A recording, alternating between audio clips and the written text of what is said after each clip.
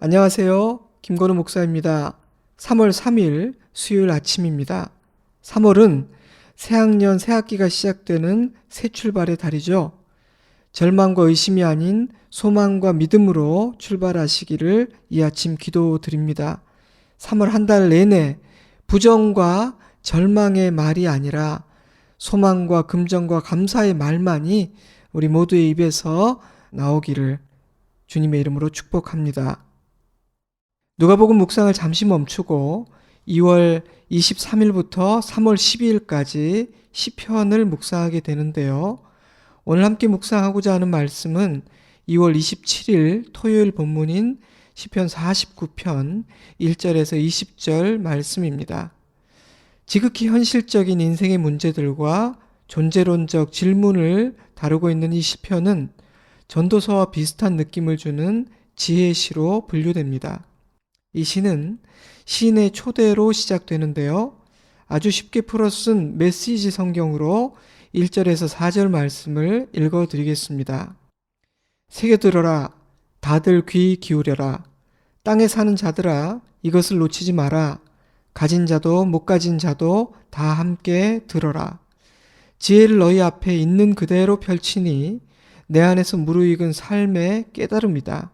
내가 현자들의 말씀을 귀 기울여 들었으니 하프를 뜯으며 인생의 수수께끼를 풀어주리라. 시인은 빈부귀천, 인종과 지식, 나이와 성별, 높고 낮음에 관계없이 모든 사람을 초대하고 있습니다. 모든 인생이 반드시 알아야만 하는 지혜를 가르쳐주기 위해서입니다. 왜냐하면 너무도 많은 사람이 지혜가 없는 어리석은 삶을 살고 있기 때문입니다. 많은 사람들이 믿고 의지하는 것들은 그들을 구원할 수 없는 힘없고 허망한 것들이기 때문입니다. 때문에 시인은 천하 만민을 초대하여 자신이 깨닫게 된 지혜를 풀어 설명하고자 합니다. 물론 시인이 말하고자 하는 이 지혜는 세상의 지혜가 아니며 시인 자신의 철학도 아닙니다. 지혜로운 스승들과 선지자들을 통해 선포된 하나님의 말씀을 묵상함으로 얻게 된 놀라운 하늘의 지혜죠. 49편 말씀을 묵상하며 이 시대를 사는 우리들에게 주시는 말씀이라는 생각이 들었습니다. 5절부터 시작되는 본론은 이러한 선포로 포문을 엽니다. 5절 말씀을 세번역 성경과 현대인의 성경으로 읽어드리겠습니다. 나를 비방하는 자들이 나를 애워싸는 그 재난의 날을 내가 어찌 두려워하리요. 악한 원수들에게 포위당하는 위험한 때에도 두려워할 필요가 없다. 하나님을 경외하고 의지하는 시인은 자신에게 이런저런 환난이 온다 할지라도, 심지어 나를 해하려는 악한 자들로 둘러싸인다 할지라도 두려워하지 않는다고 말합니다. 이러한 시인의 태도는 6절에 등장하는 또 다른 부류의 사람들과 대조됩니다. 6절입니다. 자기의 재물을 의지하고 부유함을 자랑하는 자는, 시인은 이 세상의 모든 사람은 둘 중 하나라고 말하고 있습니다. 하나님을 의지하고 하나님을 자랑하든지 재물을 의지하고 부유함을 자랑하든지 둘 중 하나라는 것이죠. 재물과 부유함은 하나님이 아닌 모든 것들, 우상이라고 표현할 수도 있는 내가 섬기고 의지하고 자랑하는 이 세상의 모든 것들을 의미합니다. 하지만 그 중에서도 인간이 가장 의지하고 자랑하고 섬기는 것은 재물과 부유함이기에 시인은 그 두 가지를 콕 집어 말하고 있는 것입니다. 시대를 막론하고 만몬은 언제나 강력한 힘을 소유한 존재였지만 날이 갈수록 그 힘이 더욱 막강해지고 있음을 느낍니다. 이 시대는 더 그런 것 같습니다. 요즘 종이책과 전자책, 베스트셀러 목록은 주식이나 부동산 투자를 비롯한 돈을 버는 방법에 대한 책들이 장악을 하고 있는데요. 현대인들의 마음 깊은 곳에 자리 잡고 있는 불안과 두려움이 얼마나 큰지, 또한 그 두려움을 극복하는 방법이 무엇이라고 생각하고 있는지를 엿볼 수 있습니다. 많은 사람들이 재물을 의지한다는 증거죠. 때문에 많은 재물을 가지게 되면 든든하고 자신의 부유함은 자랑거리가 됩니다. 그러다 보니 돈을 모으는 것이 인생의 가장 큰 목적이 되고 돈이 없으면 위축되고 좌절하게 됩니다. 미래를 바라보는 관점도 자녀 교육의 목표도 나의 인생이 성공했는지 아닌지를 평가하는 척도도 부유함이 되어버리고 맙니다. 하지만 지금만 그런 것은 아닙니다. 시인이 살던 그때에도 똑같은 현상이 있었죠. 때문에 시인은 그러한 세태를 보며 재물을 의지하지 말고 하나님을 의지하라. 부유함을 자랑하지 말고 하나님의 자녀임을 자랑하라. 이렇게 외치고 있는 것입니다.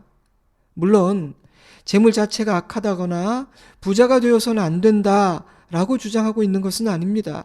시인이 경계하는 것은 재물의 힘과 가치를 과도하게 평가하는 것입니다. 그리하므로 하나님이 계셔야 하는 그 자리에 재물을 두는, 즉 재물이 우상이 되는 일입니다. 하나님은 재물을 미워하신다거나 부자를 미워하지 않으십니다.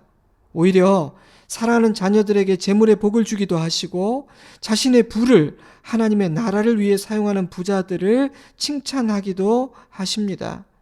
그러나 하나님은 재물을 의지하고 부유함을 자랑하려 하는 인간의 연약한 속성을 너무나 잘 알고 계시기 때문에 이 부분에 대해 자주 권면하셨습니다. 하늘의 보물을 쌓으라. 돈을 사랑하지 말라. 하나님의 나라를 위해 너의 재물을 사용하라. 베풀고 나누라. 그럼에도 불구하고 불안하고 두려운 인간이 가장 많이 의지하는 존재는 재물입니다. 이해가 됩니다. 가난은 힘겨운 것입니다. 나의 미래가 구체적으로 준비되어 있지 않으면 불안할 수밖에 없죠. 수명은 길어졌는데 나의 거처는 불안하고 은퇴한 후에 생계가 걱정된다면 두려울 수밖에 없을 것입니다. 그래서 많은 사람들이 주식 투자나 비트코인을 기웃거리고 부동산 투자를 고민하게 되는 것입니다. 저는 그러한 고민들이 이해가 됩니다. 때문에 아마도 만몬이 가장 힘이 센 우상이 아닐까라는 생각을 하곤 합니다. 시인 역시 그러한 인간의 마음을 이해하지 못하는 것은 아닙니다. 하지만 시인은 재물을 비롯한 인간이 의지하는 이 세상의 모든 것들의 한계를 분명히 알아야 한다고 말합니다. 그렇지 않으면 그런 것들의 힘과 가치를 과도하게 평가하게 되는데 그것은 단지 어리석은 일일 뿐 아니라 결국은 멸망에 이르게 하기 때문입니다. 시인은 그러한 어리석은 자들의 생각을 이렇게 표현합니다. 11절이에요. 그러나 그들의 속생각에 그들의 집은 영원히 있고 그들의 거처는 대대에 이르리라 하여 그들의 토지를 자기 이름으로 부르도다. 18절도 읽어드리죠. 현대인의 성경으로 읽어드리겠습니다. 사람이 비록 이 세상에서 만족을 느끼고 성공했다고 칭찬을 받을지라도 이런 일들은 재물의 능력과 가치를 과도하게 평가하는 이 세상에서 흔히 볼 수 있는 현상들입니다. 솔직히 대부분의 인간이 갖게 되는 생각이죠. 그래서 가진 사람은 든든해하거나 어깨에 힘이 들어가게 되고 없는 사람은 위축되고 좌절하는 것입니다. 분노할 수도 있습니다. 하지만 시인은 그러한 생각을 가진 자들에 대해 이렇게 말합니다. 13절입니다. 이것이 바로 어리석은 자들의 길이며 그들의 말을 기뻐하는 자들의 종말이로다. 그들은 양같이 스올에 두기로 작정되었으니 사망이 그들의 목자일 것이라. 정직한 자들이 아침에 그들을 다스리니 그들의 아름다운 소멸하고 스올이 그들의 거처가 되리라. 시편 49편의 핵심은 재물의 한계를 가르쳐 주므로 재물이 아닌 하나님을 의지하게 만드는 것입니다. 그렇다면 재물의 한계는 무엇인가요? 왜 재물을 의지하고 자랑해서는 안 되는 것입니까? 가장 중요한 이유는 재물로는 우리의 생명을 속량할 수 없기 때문입니다. 6절에서 8절 말씀입니다. 자기의 재물을 의지하고 부유함을 자랑하는 자는 아무도 자기의 형제를 구원하지 못하며 그를 위한 속전을 하나님께 바치지도 못할 것은 그들의 생명을 속량하는 값이 너무 엄청나서 영원히 마련하지 못할 것임이라. 속량은 값을 지불하고 사는 행위이며 마땅히 치루어야 하는 어떤 형벌을 무엇인가 대가를 지불함으로 면제받는 일을 뜻합니다. 속전은 그때에 지불하는 값이죠. 비용입니다. 그렇다면 시편 49편에서 시인이 말하는 모든 인간이 반드시 경험하게 되는 어떤 일, 반드시 치루어야 하는 형벌은 무엇일까요? 그것은 바로 죽음입니다. 죽음은 두 가지 의미를 지닙니다. 첫째로 육신의 죽음이며 둘째로 하나님의 심판대에서 선고될 영원한 형벌로서의 죽음입니다. 그런데 인간이 의지하고 자랑하는 재물은 그 두 가지 중 그 어떤 것으로부터도 우리를 구원할 수 없다는 것입니다. 생명을 구원하는 속량의 값은 너무나 비싸서 일평생 노력한다 해도 절대 마련할 수 없기 때문입니다. 어떤 기관의 조사에 의하면 평균 월급, 평균 집값을 기준으로 계산할 경우 서울에 사는 한 가구가 내 집을 마련하려면 한 푼도 쓰지 않고 월급을 모아도 13년 정도가 걸린다고 합니다. 먹고 살면서 내 집을 마련하려면 취업 이후에 39년 정도가 걸린다는 우픈 결과도 있더라고요. 보잘것없는 자그마한 내 집 마련이 그 정도라면 자신의 생명을 속량할 돈을 과연 우리의 수고로 모을 수 있는 걸까요? 자신이 가진 부유함으로 하나님의 심판을 피한다거나 하나님과 형량 거래를 할 수 있겠습니까? 그러므로 재물을 의지하고 부유함을 자랑하는 것은 참으로 어리석은 일이라는 것이 시인의 논리입니다. 시편 49편은 그 누구도 죽음을 피할 수 없다는 사실을 여러 차례 강조할 뿐 아니라 아무것도 가져갈 수 없다는 사실 또한 강조하고 있습니다. 9절과 10절입니다. 그가 영원히 살아서 죽음을 보지 않을 것인가?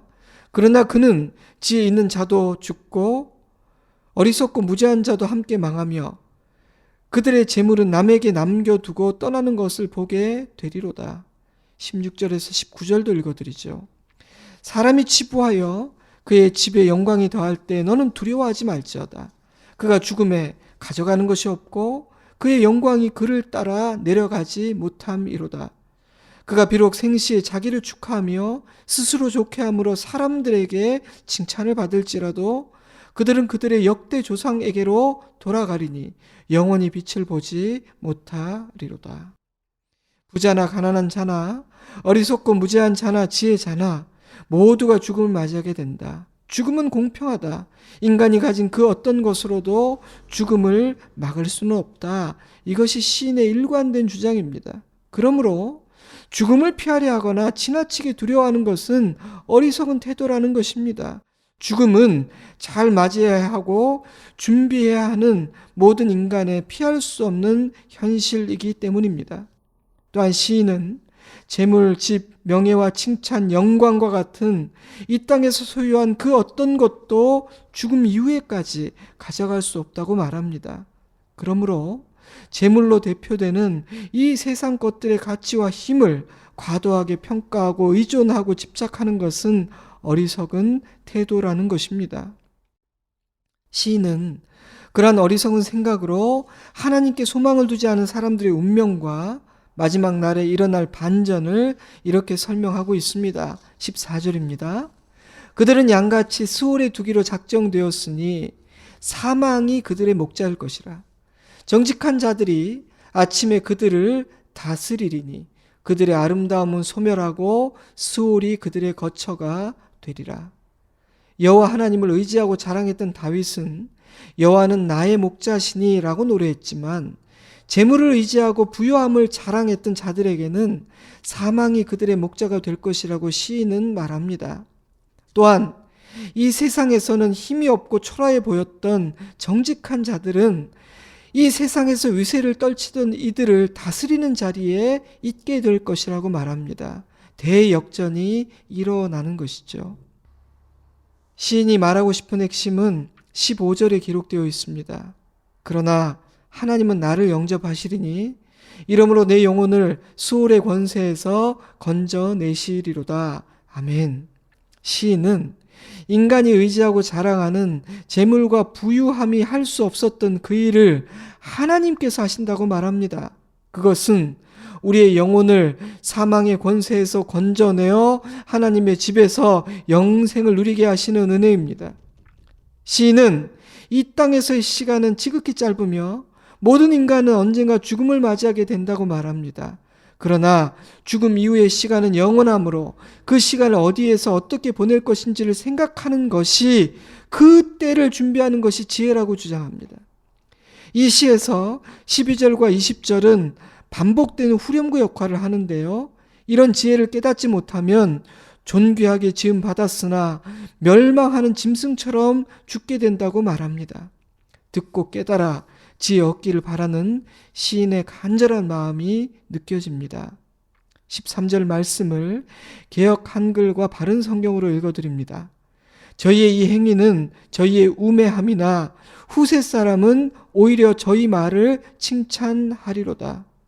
이것이 어리석은 자들이 가는 길이며 그들의 말을 기뻐하는 후대 사람들이 가는 길이다. 이 말씀에 의하면 선조들의 어리석음과 실패를 보고서도 깨닫지 못할 뿐 아니라 그 길을 기뻐하고 칭송하며 따르는 자들이 적지 않을 것임을 알 수 있습니다. 사랑하는 성도 여러분, 나는 어떤 길을 걷고 있는 것 같습니까? 나는 이 시인이 말하고 있는 그 두 부류의 사람 중에 어떤 사람인 것 같습니까? 저와 여러분이 걷는 길이 지혜와 생명의 길이기를 바랍니다. 이제 말씀을 정리해 볼까요? 시인은 인간이 의지하고 자랑하는 재물과 부유함의 한계를 적나라하게 지적합니다. 하나님께서 계셔야 할 그 자리에 다른 것을 세워두고 우상을 섬기고 의지하고 자랑하는 일이 얼마나 어리석으며 파괴적인 결과를 만드는지를 말하고 있습니다.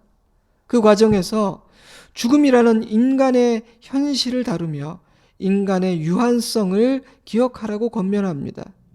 이러한 권면들의 궁극적인 목적은 재물을 의지하고 부유함을 자랑하고 추구하는 삶에서 하나님을 의지하고 하나님께 소망을 두는 삶으로 전환하게 하는 것입니다. 그러한 전환이 일어나면 삶과 죽음을 바라보는 관점이 바뀌게 됩니다. 죽음을 두려워하지 않게 되고 삶의 목적과 이유를 바로 알게 될 것입니다. 그러한 전환이 일어날 때 물질관도 바뀌게 됩니다.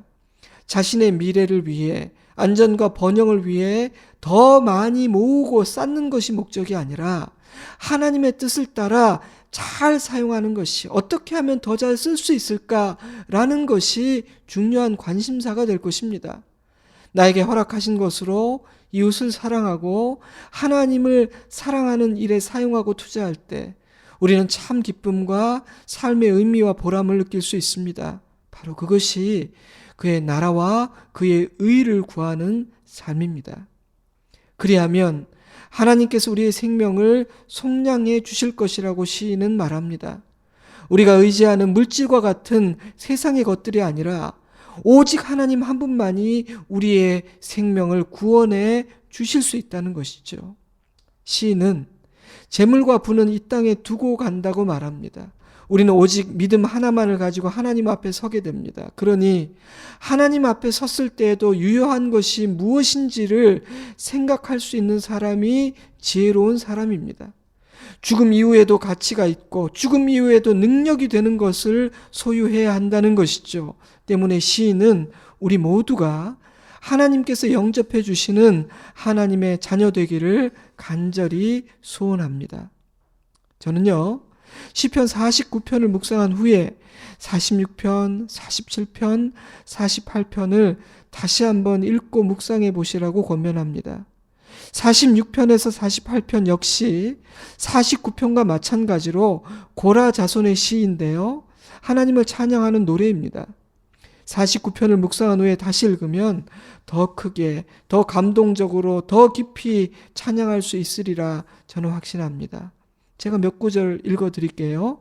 46편 1절 하나님은 우리의 피난처시오 힘이시니 환난 중에 만날 큰 도움이시라. 그러므로 땅이 변하든지 산이 흔들려 바닷 가운데 빠지든지 바닷물이 솟아나고 뛰놀든지 그것이 넘침으로 산이 흔들릴지라도 우리는 두려워하지 아니하리로다. 47편 8절입니다. 하나님이 뭇백성을 다스리시며 하나님이 그의 거룩한 보좌에 앉으셨도다. 문나라의 고관들이 모이며 아브라함의 하나님의 백성이 되도다. 세상의 모든 방패는 하나님의 것이며 그는 높임을 받으시리이다. 48편 14절입니다. 이 하나님은 영원히 우리 하나님이시니 그가 우리를 죽을 때까지 인도하시리로다. 아멘, 아멘. 이 아침 이러한 찬양과 감사가 우리 모두에게 있기를 바랍니다. 선한 목자이신 주님만을 의지하고 자랑할 뿐 아니라 온전히 따르겠다는 순종의 고백이 있기를 바랍니다. 잠언 24장 1절과 9장 10절 말씀을 읽어드리겠습니다. 너는 악인의 형통함을 부러워하지 말며 그와 함께 있으려고도 하지 말지어다. 여호와를 경외하는 것이 지혜의 근본이요 거룩하신 자를 아는 것이 명철이니라. 아멘. 이제 잠시 눈을 감고 나에게 주신 하나님의 음성을 들으시기 바랍니다. 그리고 나의 길을 정하고 내 인생의 방향을 분명히 하는 은혜를 누리시기 바랍니다. 오늘 아침에는 감사와 결단의 기도 그리고 찬양이 넘쳤으면 좋겠습니다. 저는 복된 주일 아침에 뵙겠습니다. 샬롬.